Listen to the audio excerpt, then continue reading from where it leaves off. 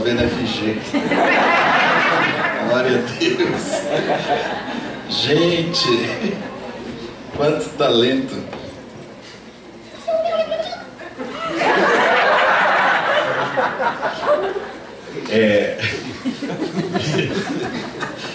Para avisar que tem lugar aqui na frente, hein? Tem gente lá atrás, não sei se está aí em pé de castigo ou está tentando se achar, né? Tem lugar aqui na frente. Legal, né? Queridos, graça e paz. Posso ouvir um amém? Amém! A gente está aqui essa noite com o objetivo prioritário de engrandecer o Senhor. E tudo que a gente faz com amor e faz para exaltar o nome de Jesus. Apesar desse clima de brincadeira e dessa super criatividade que coloca as coisas de uma forma tão inteligente, existe um propósito. E o propósito é que todos aqueles que estão participando dessa reunião hoje e também assistindo depois, possam ser tocados com essa mensagem da conversão, da transformação, da mudança de vida, que só o Evangelho e só Jesus pode operar no coração de um ser humano. É algo que não tem a ver com religião, tem a ver com mudança de vida. E eu queria convidar você para a gente abrir a palavra de Deus, a Bíblia, na primeira carta do apóstolo Paulo aos Tessalonicenses. Um nome diferente, né? Fica no Novo Testamento. É uma carta dirigida à igreja em Tessalônica, no mundo greco-romano dos dias do apóstolo Paulo. É a sua primeira carta aos Tessalonicenses. E se você está com tablet, smartphone, Bíblia, eu peço que você abra no texto e, se preciso for, se você estiver sentado ao lado de alguém que está sem a Bíblia, você, por favor, compartilhe a leitura do texto que nós vamos ler. É o primeiro capítulo, os versículos de 6 até ao 10. Primeiro aos Tessalonicenses 1, de 6 a 10. E vós fostes feitos nossos imitadores e do Senhor, recebendo a palavra em muita tribulação, com gozo do Espírito Santo, de maneira que fostes exemplo para todos os fiéis na Macedônia e Acaia. Porque por vós soou a palavra do Senhor, não somente na Macedônia e Acaia, mas também em todos os lugares. A vossa fé para com Deus se espalhou de tal maneira que já dela não temos necessidade de falar coisa alguma. Porque eles mesmos anunciam de nós qual a entrada que tivemos convosco, e de como dos ídolos vos convertestes a Deus, para servir o Deus vivo e verdadeiro, e esperar dos céus o seu Filho, a quem ressuscitou dentre os mortos, a saber, Jesus, que nos livra da ira futura. Vamos orar então? Senhor nosso Deus, Pai, nós te agradecemos por tua santa palavra, e porque de uma forma tão livre, tão suave, nós estamos reunidos neste lugar para expressar nossa gratidão àquele que nos livrou do pecado, aquele que nos transportou do império das trevas, aquele que nos salvou com forte mão e mudou a nossa história. O Senhor Jesus, o nosso libertador, o nosso salvador e o nosso Senhor. A Ele queremos nessa noite engrandecer. Pedimos tua unção sobre esta palavra, que o Espírito de sabedoria e de revelação fale ao nosso coração, abrindo o nosso entendimento, para compreendermos aquilo que o Senhor tem como desafio para nós essa noite, em nome do Senhor Jesus. Amém. Amém, queridos? Amém. Existe uma palavra aqui no versículo de número 7, que é uma palavra grega que significa, na verdade, essa palavra é a palavra typos, que em algumas versões, não sei se é o caso da sua, ela está traduzida como modelo, de maneira que os tornastes modelo. Então, eu queria ministrar sobre o modelo de discípulo, ou o que é um discípulo modelo. Quais as características de um discípulo modelo, um cristão modelo. E eu me lembrei que uma querida irmã nossa aqui, ela participou de um processo de uma seleção para Miss, né, a Luísa. Vou pedir a ela que venha aqui, a Luísa Heckert. E se puder me emprestar o microfone aqui para ela. Uma coisa assim que me chamou a atenção, Lu, é que toda vez que a gente ouve falar de modelo, assim, ela é uma modelo, a gente pensa na Gisele Bündchen, a gente pensa em gente que representa o mundo da moda, né? Eu queria que você dissesse assim um pouquinho de como é que foi essa sua experiência como modelo, né? O que isso mexeu com a sua cabeça, com relação ao desafio de participar desse concurso, né? Como é que você viu isso? É legal, não é? É alguma coisa que as pessoas... Eu vejo que as pessoas dão muito valor a isso, né? Assim, modelo, ela é uma modelo. E aí, como é que foi isso? Então, o concurso que eu fiz de Miss, primeiro você olha, nossa, que coisa maravilhosa, mas é um sacrifício. Você olha aquelas meninas lindas e tudo. Para começar, você fica confinado um tempo à disposição do concurso. Sério? Você tem academia todos os dias, você tem uma meta para bater de cintura, de peso. Legal, você tem que controlar a sua alimentação. Acho que eu vou entrar nessa. É complicado. Eu lembro que na época eu perdi 5 quilos em uma semana. Sério? Foi. E aí eu estava mais gordinha que as meninas. Porque o negócio que a banda toca no sentido da pessoa ser magérrima, não é isso? Isso. E alta. Eu não sou muito alta, mas esse alto ajudou. Pois é, isso é uma das coisas que sempre me intrigou, assim. O modelo que é apresentado, o modelo de mulher perfeita, sei lá, bonita, linda e tal, é um negócio meio esquisito, parece uma pessoa anoréxica, né? Aquela pessoa que não come, saiu do campo de concentração, com aquelas pernas de gazela, aquele negócio. É uma beleza meio diferente, na verdade, eles não importam se você está... Dizem que a Ana Hickman tem 1,80 m de perna, será que é isso? É a minha altura, mais ou menos. Mas é mito, né, gente? Nunca cheguei perto, né? Mas eu sei que eles não se importam muito se você está cansada, se você está com fome.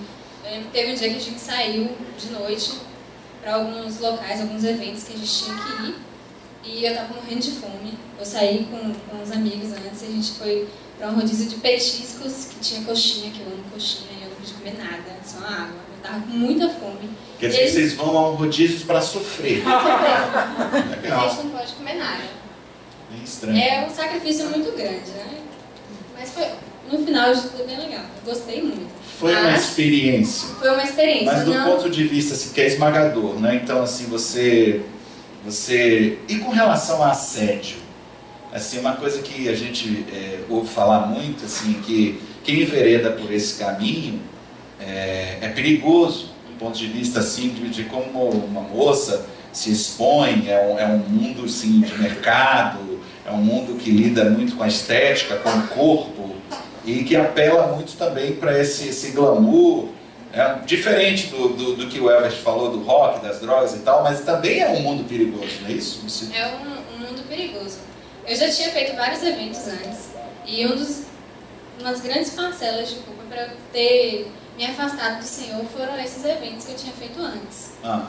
E quando eu fiz o MIS, eu falei, olha, vai ser esse aí, acabou, não vou me envolver muito nesse mundo. Porque aparecem várias propostas assim que você fica, meu Deus, eu nunca vou ter isso na vida. Vai mudar a tua vida, vai mudar a tua história, mas tem um preço. Tem um preço. Tem um preço, é muito alto. Mas que bom que você está aqui, então. Legal, obrigado. Eu aproveitei esse gancho da Luísa, porque essa é exatamente a palavra que aparece aqui, né? Vocês se tornaram um modelo, mas um modelo, um tipo, esse é o significado literal dessa palavra, um tipo de cristão, um tipo de discípulo, que tem características e que são aquelas que nós precisamos buscar. Então eu queria mostrar algumas para você aqui no texto, e que me chamaram a atenção, pelo menos 3, e para a gente meditar hoje à noite, e continuar crescendo no nosso projeto de vida com o Senhor, amém? Amém. Primeiro, o apóstolo Paulo diz que houve uma experiência de arrependimento, de conversão e de obediência ao Senhor. Assim, é um processo que acontece ao mesmo tempo.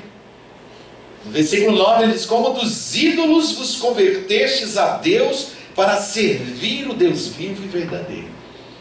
Então a primeira característica de um modelo de cristão, um modelo que, como ele disse aqui, acabou se espalhando por aquelas regiões da Ásia Menor, do mundo greco-romano antigo, é que esses irmãos, eles tiveram uma experiência de mudança de paradigma. Porque Paulo está falando aqui de uma cidade grega, de uma cidade que tinha a idolatria de uma forma assim muito tranquila, acontecia naturalmente, as pessoas nasciam, cresciam aprendendo a adorar ídolos, aqueles deuses do panteão grego, romano, que a gente estuda na escola, Vênus, Afrodite, Júpiter, Zeus, né? Então vamos imaginar que Paulo está falando de pessoas que quando ouviram o Evangelho, fizeram um questionamento imediato, porque Paulo estava pregando a respeito do único Deus vivo e verdadeiro, que é um Deus invisível, que não tem imagem visível. Estava pregando de uma certa forma contra a idolatria, que é algo abominável para Deus, e convidando aquelas pessoas a uma mudança de paradigma, a quebrar, romper com tradições, com comportamentos, e a tomar uma decisão de entregar o coração a Jesus e recebê-lo como Senhor e como Salvador, como único e suficiente Salvador, e passarem a obedecer o padrão de Deus revelado em sua palavra. Pensa na mudança drástica que isso representava para aquelas pessoas para as quais o Evangelho estava sendo pregado. E Paulo elogia o fato de que elas foram audaciosas, elas foram corajosas em romper com esses paradigmas. Isso me fez pensar numa coisa, que muitas vezes nós estamos fazendo coisas também do ponto de vista da religiosidade, da vida espiritual, da espiritualidade, que nós recebemos dos nossos pais, que nós aprendemos como coisa normal. Eu me lembro que quando eu ainda não tinha assim, minha família nunca foi religiosa, mas eu me lembro de ter sido levado para participar de caruru, de ter sentado no chão como um daqueles 7 meninos que comem lá na bacia, no negócio lá do caruru. Me lembro que as tias me levarem para centro espírita para receber passe, ficar lá vendo. Na época tinha Arapiraca, tinha um pessoal do espiritualismo aqui em Salvador forte. E eu vi glossolalia, vi manifestação em línguas, vi espíritos falando em outras línguas e o médium traduzindo, interpretando. Vi coisas muito parecidas com o que tem na Bíblia. E quando eu entrei pela primeira vez numa igreja evangélica e ouvi a mensagem do Evangelho, o que me chocou foi a objetividade, a clareza, a simplicidade com que o Evangelho me colocou no meu devido lugar, como pecador, carente da graça de Deus, da impossibilidade de eu mesmo os meus esforços humanos alcançaram a justificação. Eu compreendi isso de primeira. E eu fico imaginando a alegria de Paulo de perceber que estes irmãos, eles tomaram essa decisão. E eu vejo algumas pessoas dizendo assim: eu preciso melhorar algumas coisas antes de ser cristão, eu preciso mudar isso, deixar aquilo antes de me converter.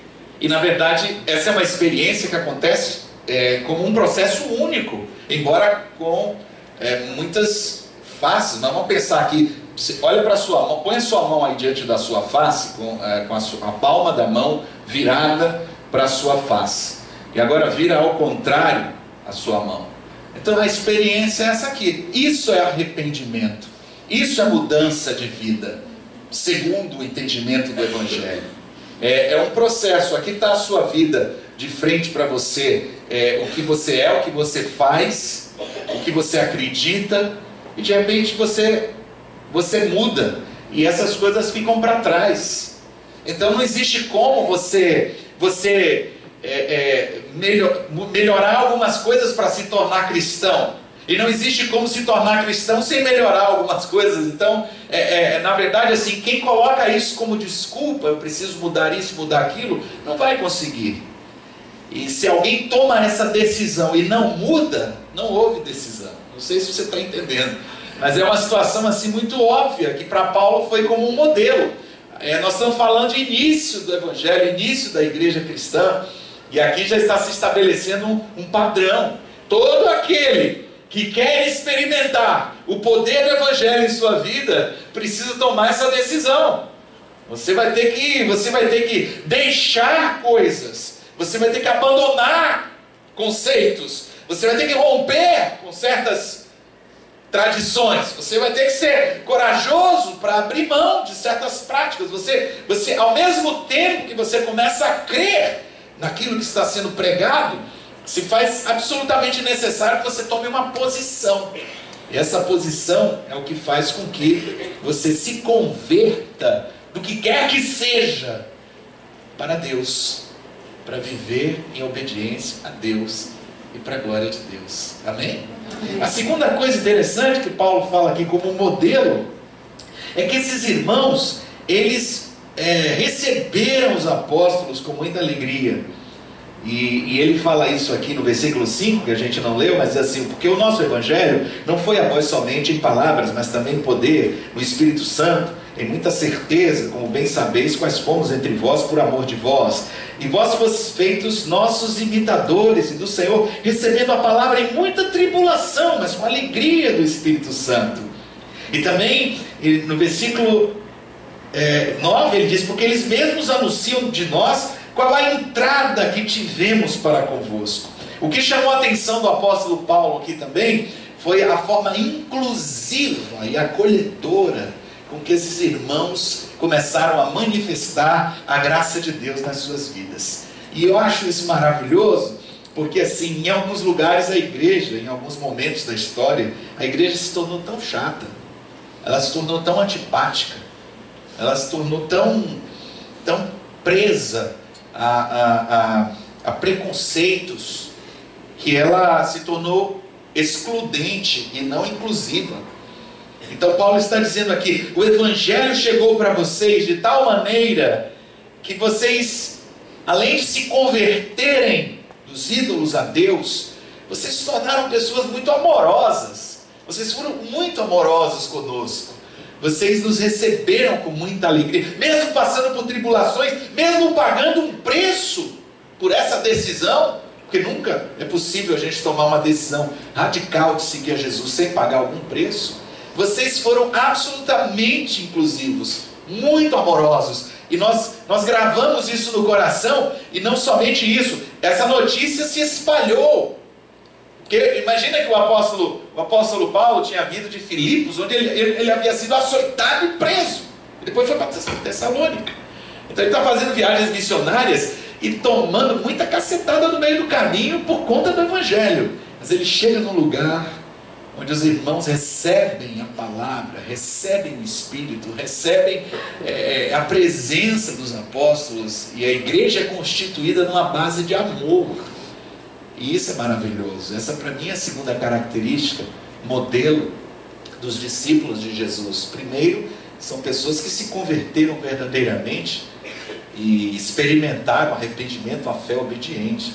O segundo aqui agora é esse coração amoroso que nos torna família, família de Deus. Antes independentes, antes vivendo como ovelhas desgarradas, antes andando por aí sem prestar contas a ninguém, uma vida egoísta, uma vida voltada somente para a sensação, os prazeres da carne, do pecado, mas agora incluídos nessa graça, vivendo como família, desfrutando de um amor incondicional que nos perdoou, que nos curou.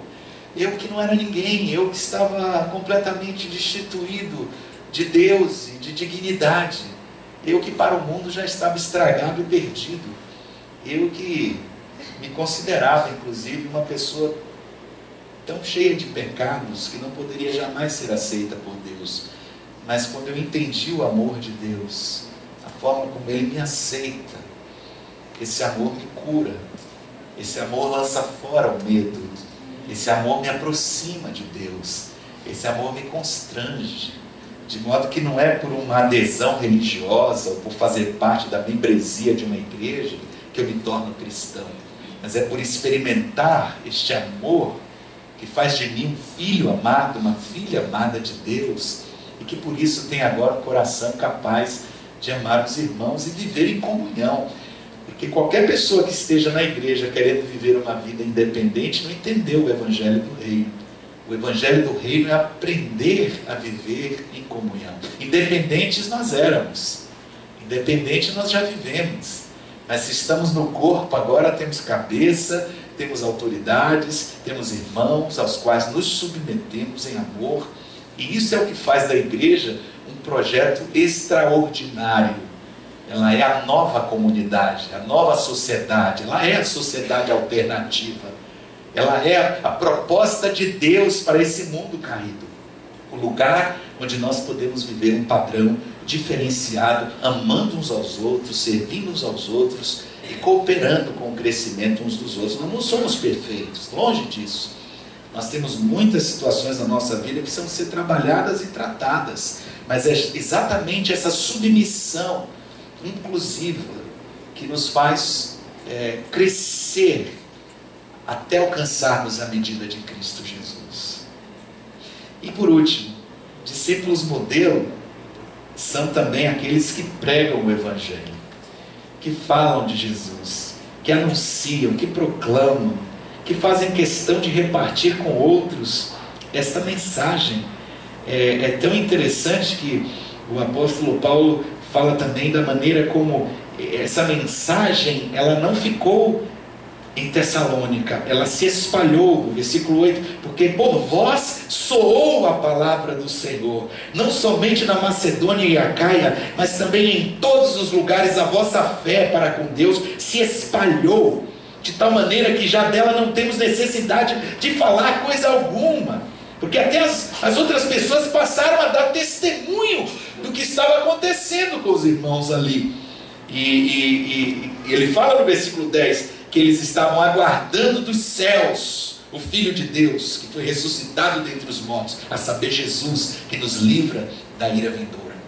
Então, é tão poderosa essa mensagem de transformação, ela é tão revolucionária, que ela não fica confinada a esse espaço que chamamos a igreja. O lugar da comunhão é maravilhoso, é muito bom termos sido incluídos e fazer parte desta família de Deus, de termos sido aceitos e de sermos agora povo de Deus, mas existe agora um compromisso no coração do verdadeiro discípulo, que é o de anunciar, que é o de espalhar, que é o de proclamar a semente, de fazer conhecido esse Evangelho do Reino a todas as nações. Então eu vejo aqui um testemunho maravilhoso de Paulo, de que pelo poder do Espírito Santo agindo no coração daqueles nossos irmãos lá em Tessalônica, o Evangelho se espalhou, o Evangelho percorreu outras regiões, o Evangelho saiu da dimensão geográfica de Tessalônica, porque o Evangelho não pode ficar preso, não pode ficar retido em você. O verdadeiro Evangelho, quando ele entra, explode dentro da gente, e ele necessariamente vai encontrar eco no coração daqueles que estão ao nosso redor e que precisam tanto ouvir a mensagem da salvação. Então eu queria deixar para você essa palavra, para você refletir sobre o modelo de cristão. Que tipo de cristão você é? Você tem sido? Que tipo de cristão, modelo você quer ser? Qual é o desejo ardente do seu coração nessa noite com respeito a tudo que você viu e ouviu nesse lugar? Eu convido você a se colocar de pé para a gente orar e buscarmos juntos uma unção de Deus que nos torne cada vez mais responsáveis e cooperadores com Deus desse projeto do Reino. Amém? Eu queria convidar você a colocar sua mão no seu coração.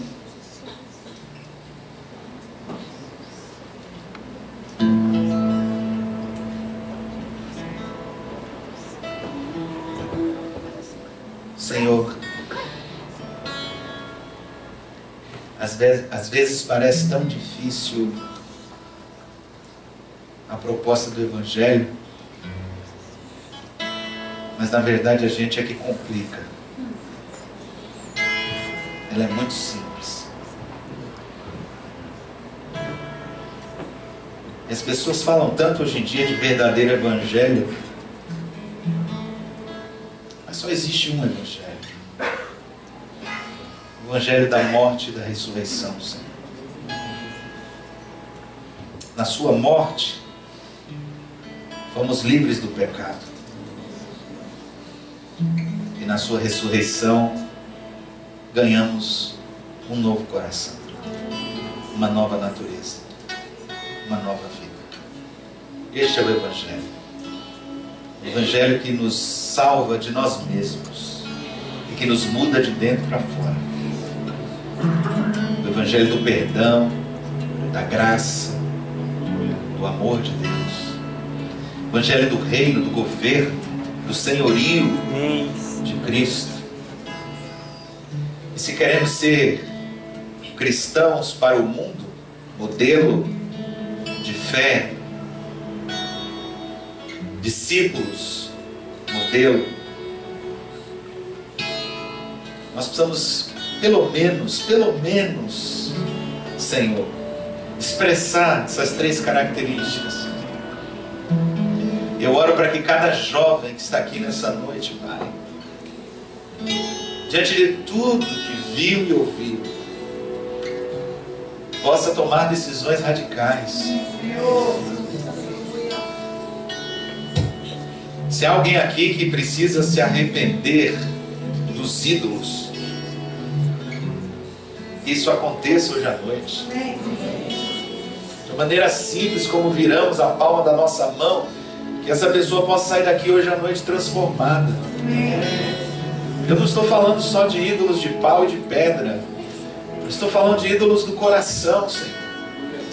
Coisas que tantas vezes nos prendem, às quais ficamos apegados, que nos arrastam para um caminho longe da Tua vontade. Que haja em nosso coração continuamente uma postura de mudança, de crescimento. Porque o verdadeiro arrependimento, ele não para. Uma vez que experimentamos o poder deste Evangelho que transforma, nós vamos cada dia sendo transformados de glória em glória. Essa é a obra do Teu Espírito em nós. Nós Te louvamos nessa noite por isso. Pai, nós oramos para que o Senhor nos dê um coração capaz de se submeter ao projeto da família. Porque se nós continuarmos arrogantes, soberbos, presunçosos, como éramos, nós jamais vamos aceitar a autoridade de um pastor, de um líder, de um irmão. O Senhor não nos chamou para fazer do nosso jeito. O Senhor nos chamou para vivermos no corpo, em família. E que essa família seja uma família alegre, uma família graciosa, uma família simpática, uma família que acolhe os irmãos e que atrai pessoas por causa do seu estilo de vida.